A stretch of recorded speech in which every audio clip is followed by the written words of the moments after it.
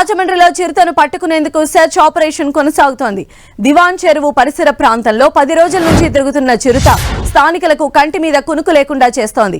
అటవీ అధికారులు ఏర్పాటు చేసిన కెమెరాలకు ఫోజు ఇవ్వడం తప్ప బోనులో మాత్రం చిక్కటం లేదు చిరుత. హౌసింగ్ బోర్డు ప్రాంతం నుంచి పుష్కరవనం వైపుగా రిజర్వ్ ఫారెస్ట్ ఏరియాలో చిరుత సంచరిస్తున్నట్లు అధికారులు చెబుతున్నారు.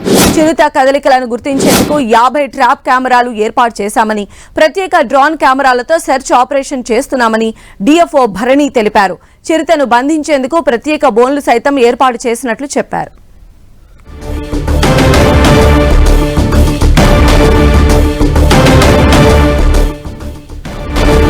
చిరుత కదలికలను సీసీ కెమెరా దృశ్యాల ద్వారా మనం 10 టీవీ స్క్రీన్ పైన చూస్తూ ఉన్నాము.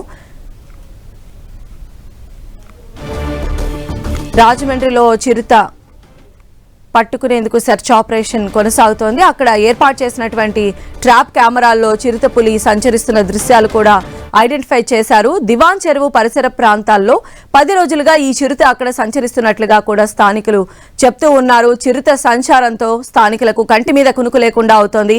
అటవీశాఖ అధికారులు ఏర్పాటు చేసినటువంటి కెమెరాలకు ఫోజులు ఇవ్వడం తప్ప బోల్లో మాత్రం చిక్కడం లేదు చిరుత. ఇక హౌసింగ్ బోర్డు ప్రాంతం నుంచి పుష్కరవనం వైపుగా రిజర్వ్ ఫారెస్ట్ ఏరియాలో ఈ చిరుత సంచరిస్తున్నట్లుగా అధికారులు చెప్తూ ఉన్నారు. చిరుత కదలికలను గుర్తించేందుకు 50 ట్రాప్ కెమెరాలు ఏర్పాటు చేశామని, ఇక ప్రత్యేక డ్రోన్ కెమెరాలతో కూడా సెర్చ్ ఆపరేషన్ చేస్తున్నామని డిఎఫ్ఓ భరణి తెలియజేశారు. ఇక చిరుతను బంధించేందుకు ప్రత్యేక బోనులు సైతం ఏర్పాటు చేస్తున్నట్లు భరణి తెలిపారు.